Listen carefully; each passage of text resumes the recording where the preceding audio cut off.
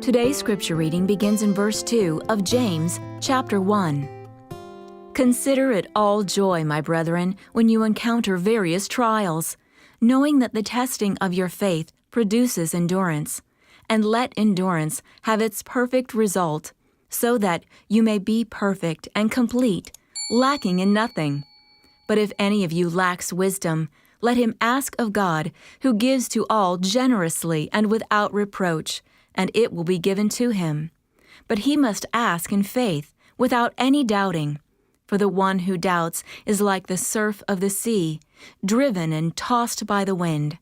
For that man ought not to expect that he will receive anything from the Lord, being a double-minded man, unstable in all his ways.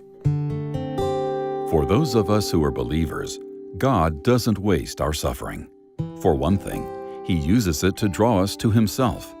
In addition, it's a tool for eliminating hindrances to our holiness, helping us grow in faith, and making us increasingly Christ-like.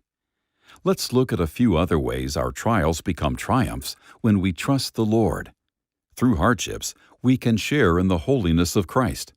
Hebrews 12 verse 10 explains that when God disciplines us, He does so to bring us to the point where Jesus' holiness is expressed instead of suppressed in our life.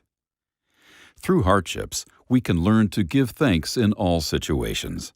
We've all faced circumstances when it was hard to name something for which we felt grateful. But 1 Thessalonians 5 verse 18 tells us to give thanks in everything, with no mention of feelings. Through experience, we learn to be thankful even when we're suffering, because we know that the end result will be good. Through hardships, we can develop steadfastness.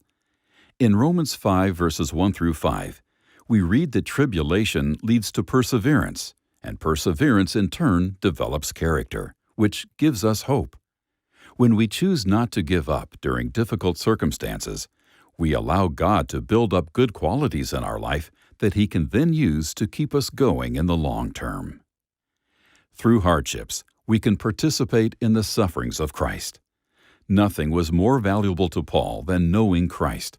But how can you truly know someone unless you can somehow relate to his life and experiences? God at times allows us to suffer so we can humbly recognize how much we need Him.